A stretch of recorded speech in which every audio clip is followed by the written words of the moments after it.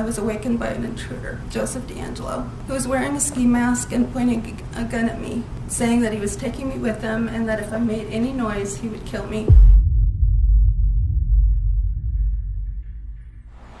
على ما يبدو أن مدينة ساكرامنتو هي مكان للقتلة المتوحشين على مر التاريخ.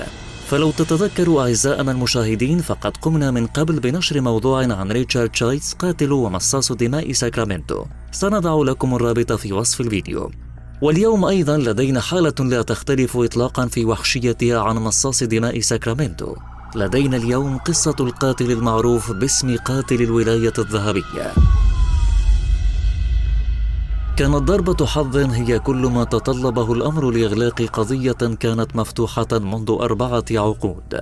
تمكن ضحايا من يسمى بقاتل الولاية الذهبية أخيرا من مواجهته في محاكمة كانوا ينتظرونها لفترة طويلة للغاية. كان عام 2020 هو العام الذي حكم فيه أخيرا على جوزيف جيمس ديانجيلو، القاتل الذي أرهب ولاية كاليفورنيا من ساكرامنتو إلى جنوب لوس أنجلوس بين عامي 1976 و 1986، تاركا خلفه أكثر من 50 حالة اغتصاب و13 جريمة قتل. كان معروفا بأسماء مستعارة مختلفة لكل جريمة من جرائمه.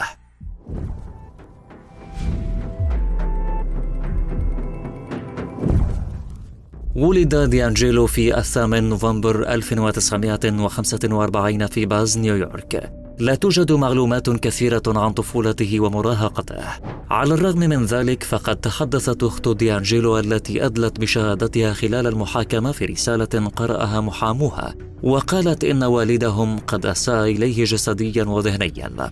تخرج في يونيو 1964 من مدرسة فولوس الثانوية، والتحق لاحقا بالخدمة في البحرية الأمريكية في حرب فيتنام. عند عودته درس في سييرا كولج، حيث حصل على درجة البكالوريوس في العدالة الجنائية وتخصص في القانون الجنائي. في عام 1973 تزوج من شارون ماري نادال وأنجب منها 3 بنات.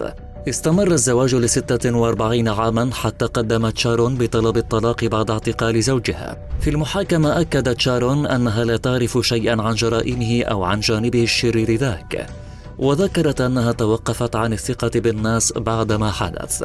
تدرب ديانجيلو في قسم روسي، على وجه التحديد كان يعمل في أقسام الدوريات وتحديد الهوية والتحقيق. بعد ذلك بوقت قصير عمل كضابط شرطة في إكستر وهولبورن بين عامي 1973 و 1979. تم فصله من قوة الشرطة في عام 1979 لسرقة بعض الأشياء من مخزن الشرطة، وسرق بعض الأدوية من صيدلية كذلك، وجاء هذا على لسان قائد شرطة مقاطعة ساكرامنتو سكوت جونز. في المحاكمة الخاصة بديانجيلو، أحد الحاضرين كان ضحيته الأولى إليزابيث هاب. عندما كانت إليزابيث تبلغ من العمر 16 عاما فقط، كان ديانجيلو لا يزال يعمل كضابط شرطة. كان رجلا يبلغ من العمر 30 عاما فقط، لكنه سرق بالفعل أكثر من 100 منزل في منطقة فيزاليا، مما أكسبه لقب سارق فيزاليا.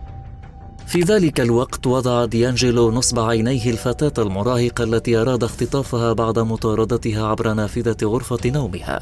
صرحت إليزابيث في المحاكمة وقالت: On September 10th, 1975, I went to bed like any other night without a care in the world. A few hours later, I was awakened by an intruder, Joseph D'Angelo, who was wearing a ski mask and pointing a gun at me, saying that he was taking me with him and that if I made any noise, he would kill me. استيقظ والد إليزابيث كلوش شيميلينغ وواجه المتسلل الذي كان يحاول اختطاف ابنته. أطلق عليه ديانجيلو النار مرتين قبل أن يفر من مسرح الجريمة، وتوفي والد إليزابيث وهو في طريقه إلى المستشفى. وقع أول اغتصاب مسجل لديانجيلو في 18 يونيو 1976، وكانت الضحية هي امرأة تعرف باسم جين، ولم ترغب في نشر اسم عائلتها. كانت نائمة في السرير مع ابنها البالغ من العمر 3 سنوات، وقد كان زوجها غادر للعمل للتو. استيقظت جين وهي في حالة رعب عندما رأت رجلا يرتدي قناعا يغطي وجهه ويحمل سكينا في يده ومصباحا يدوي في اليد الأخرى في غرفتها. ربطها ديانجيلو هي وابنها بحبل، غطى أعينهم وغممهم بملاءات ممزقة. وعلى الرغم من أن الشرطة قامت بجمع مجموعة أدوات فحص الاغتصاب، إلا أن اختبار الحمض النووي كان قد بدأ العمل به للتو، لذلك تم ترك تلك المجموعة في المخزن لسنوات عديدة. بفضل اختبارات الحمض النووي هذا، أدركت قوات الشرطة أنهم كانوا يتعاملون مع نفس الجاني، وعلى الرغم من ذلك فقد احتاجوا إلى عقدين آخرين للقبض عليه. كان ديانجيلو يدرس ضحاياه قبل ارتكاب الجرائم. كانوا نساء تتراوح أعمارهن بين 13 و 41 عاما. كان الكثير منهن بمفردهن في منازلهن أو برفقة أطفالهن الصغار، كما كان الحال مع جين، لكنه هاجم الأزواج أيضا. كان هذا هو الحال مع حالة مقتل الرقيب بريان مايرو وزوجته كاثي. في فبراير 1978 أخذ الزوجان كلبهما في نزهة ممتعة، ثم رآهم ديانجيلو وبدأ في مطاردتهما كما لو كانت عملية صيد. اقترب قاتل الولاية الذهبية بما يكفي منهما لإطلاق النار عليهما من مسافة قريبة. منذ تلك اللحظة كانت جرائمه دائما ما تنتهي بقتل ضحية ما.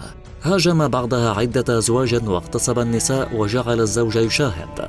أصبح أكثر قسوة بمرور الوقت. أثرت هذه الحالات على الحياة اليومية لسكان ساكرامنتو لدرجة أنهم بدأوا في تسليح أنفسهم بالبنادق ومضارب البيسبول. اشتروا كلابا للحراسة وأغلقوا جميع الأبواب والنوافذ. كان مغتصب المنطقة الشرقية يتصرف بطريقة مرعبة وسادية. قبل اغتصاب فتاة تبلغ من العمر 13 عاما، ربط والدة الفتاة ووضع صفائح معدنية فوق ظهرها حيث كانت في الغرفة المجاورة، وحذرها من أنه سيقطع أصابع الفتاة إذا سمع صوت تلك الصفائح تتحرك. على الرغم من أن مكتب التحقيقات الفيدرالي كان لديه جبل من الأدلة ضده، إلا أن الأمر استغرق 40 عاما للعثور على مكان وجوده. في عام 2016 عرضت الشرطة مكافأة قدرها $50,000 لأي شخص يمكنه تقديم معلومات من شأنها أن تؤدي للعثور على قاتل الولاية الذهبية. على الرغم من أن السلطات إنفاذ القانون كان لديها ملف تعريف الحمض النووي الخاص به لعقود، لكن لم يتم العثور على ملف شخصي يطابقه في أي قاعدة بيانات للحمض النووي في البلاد. عندما ارتكب ديانجيلو أسوأ جرائمه، كانت تقنية التحقيق في الحمض النووي لا تزال في مهدها. وللعثور عليه، في عام 2018 تتبعت السلطات حمضه النووي باستخدام تطبيق علم الأنساب.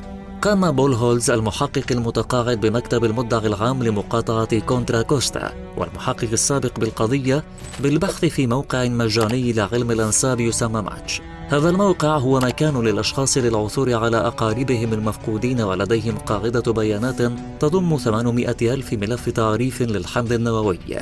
أكد ستيف جريمسبي كيف أن أحد أفراد عائلة ديانجيلو قد استخدم هذا الموقع وتمكنوا من عزله كمشتبه به، حيث تطابق الحمض النووي مرتين.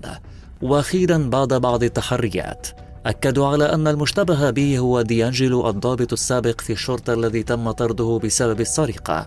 بعد ذلك عمل ديانجيلو كميكانيكي شاحنات لسلسلة متاجر لمدة 27 عاما. بعد الاعتقال بدأ الضباط في تفتيش منزل ديانجيلو. قال الملازم المسؤول إنهم عثروا في منزله على بعض التذكارات التي يعتقد أن قاتل الولاية الذهبية قد جمعها من ضحاياه على مر السنوات، كما عثروا على أقنعة التزلج والأسلحة النارية. كان مظهره لافتا للنظر في المحاكمة. وصل على كرسي متحرك مرتديا بذلة برتقالية مميزة وواقيا للوجه بسبب فيروس كورونا، وبصوت ضعيف ونظرة ضائعة أقر المجرم بالذنب في جميع التهم. في المجموع اعترف بارتكابه 13 جريمة قتل من الدرجة الأولى و13 حالة اختطاف، بالإضافة إلى 45 حالة اغتصاب و100 حالة سرقة. خرجت من فمه عبارة أنا مذنب، واعترف بذلك. حكم على قاتل الولاية الذهبية ب11 حكما بالسجن المؤبد، وسيموت في السجن، فهو يبلغ من العمر الآن 74 عاما. وأخيرا تم إغلاق هذه القضية إلى الأبد. أصدقاء قناة وقائع، لا تنسوا الإعجاب والاشتراك لتشجيعنا على نشر المزيد من هذا المحتوى. هذه فيديوهات أخرى قد تعجبك. موعدنا غدا.